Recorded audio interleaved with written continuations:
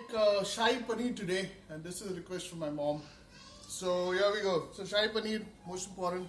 Um, 1 part onion, 2 parts tomato. That's all that there is, and then the rest of the other ingredients. So I've taken 1 onion, 2 tomatoes. I've taken 2 chilies, one green and one of these red ones because they're not very spicy. It's nice. About 7 to 8 cashew nuts, which I soaked for about 20-25 minutes. Finely chopped coriander leaves. In the curd, so this is about 2 tablespoons of curd. I'm adding about a teaspoon of salt. There goes in about 1 large teaspoon of chili powder, 1 dash of turmeric, and we'll need since 1 teaspoon of chili powder went in, you need 2 teaspoons of coriander powder. And we'll now start with the cooking process. So there's cream to be added later. So to reduce the cream, I've added curds. Now you can negate curds and just add a lot of cream because it's Shahi Paneer, but there's a good balance of curd and cream, which is low fat, and it's a lot more healthier, as healthy as Shahi Paneer can get.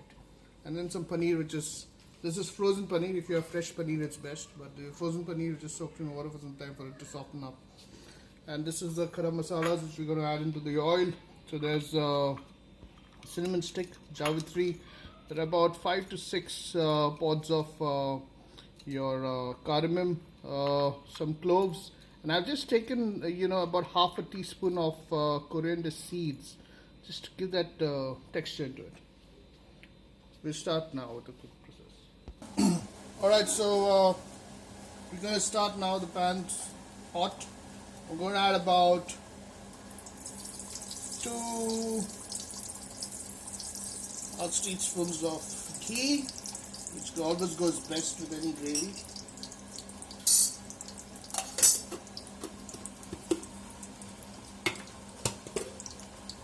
And I'm going to add in all the garam masalas in this. So just cook that for a while.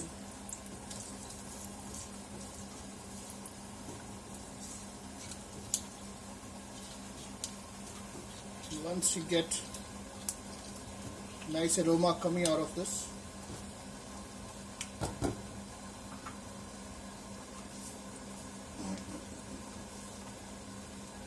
I'm going to add in the chilies.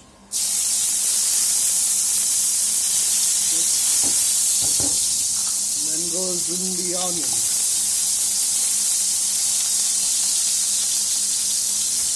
Don't worry about the cut, we just need to cut the onions just fry the onions till it's translucent. All this will go in a mixer anyway. So let's cook this a bit.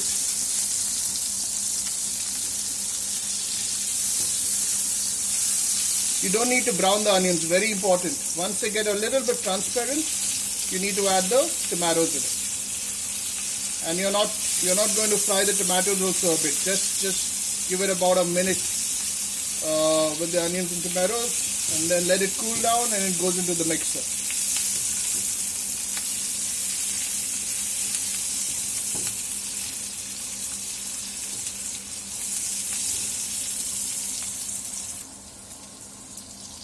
So in goes the tomatoes now.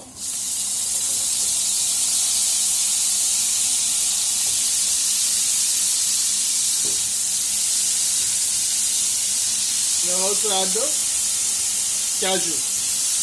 If you have poppy seeds, you don't get poppy seeds in Dubai. So in India and Bombay, you get poppy seeds. So put in about half a teaspoon of poppy seeds and half a teaspoon of khaskhas if you have it.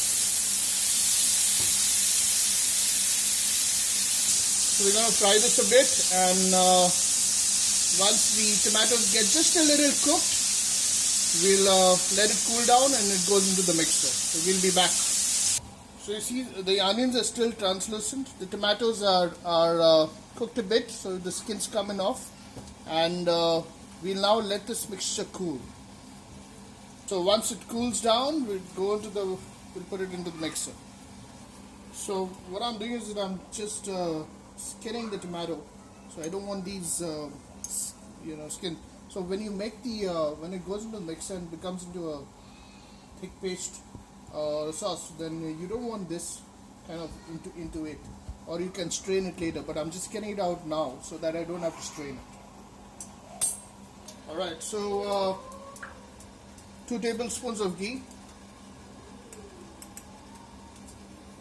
Goes some cumin, black cumin, and wait for that to crackle a bit.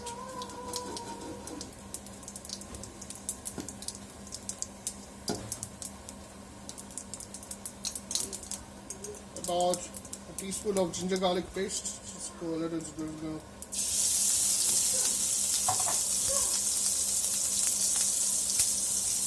Haldi.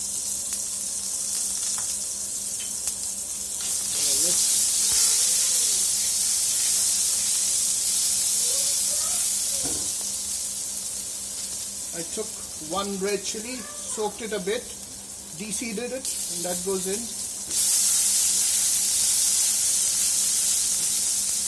And immediately the paneer goes in. So, because this is not fresh paneer, it was frosted, I'm kind of frying it just a bit. If it was fresh, I would just add the gravy and put the fresh paneer into it. There was no need to fry fresh paneer, but this is, I'm just giving it a slight so that it loses some of its moisture because it was frozen.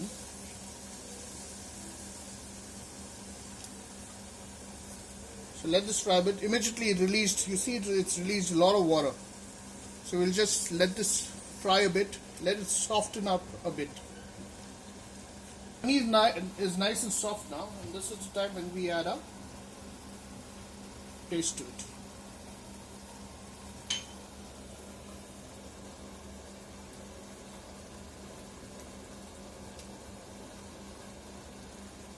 So we'll add a paste and we let this now cook for some time, and we'll be back. Now just be careful when you stir this a bit. So you see the color?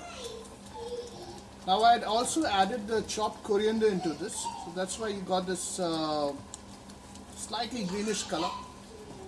Again, the coriander is optional. There's no need to add the coriander. I added it because I had some. I didn't want to kind of waste it. So now it goes in the paste.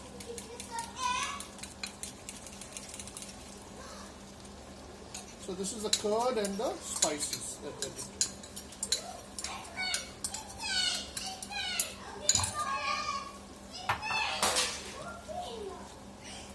And we now allow this to cook.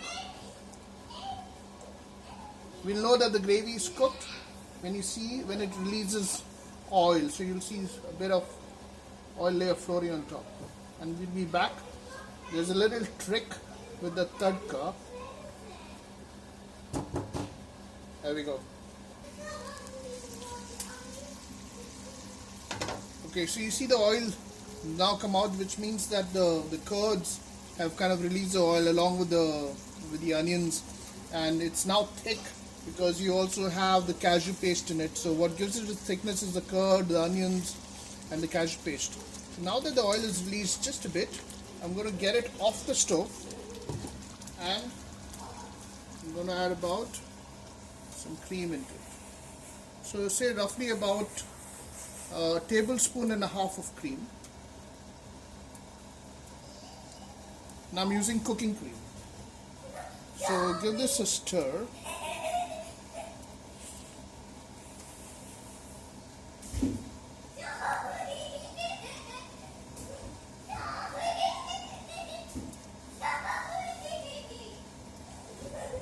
Just a bit more. Needs to really be creamy. Whoa, sorry. And now this goes back into the flame. So we'll now cook it for about 3 to 4 minutes, and we'll be back with a tadka to finish it off. Okay, so this has been cooking away. We'll now just get on with the tadka. I'm just going to add in about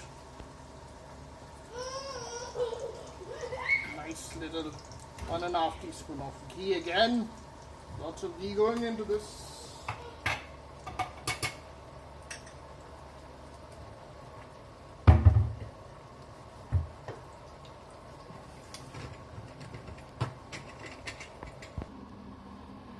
With the ghee, just about a dash of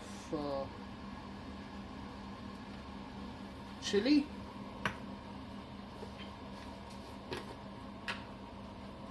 a pinch of sugar, and when the sugar caramelizes, it will get a little bit color, and then it will add a sweetness to it. Just gonna add a little more chili. And about a pinch of kasuri methi into this. Right? This is stir. Now this goes into it. Bring this back home. Leave this here. Stir this.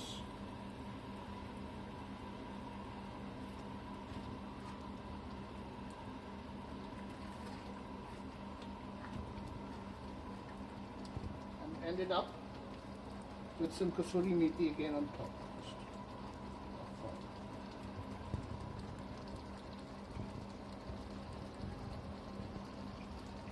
Give it a stir. We'll switch it off, and this is now done.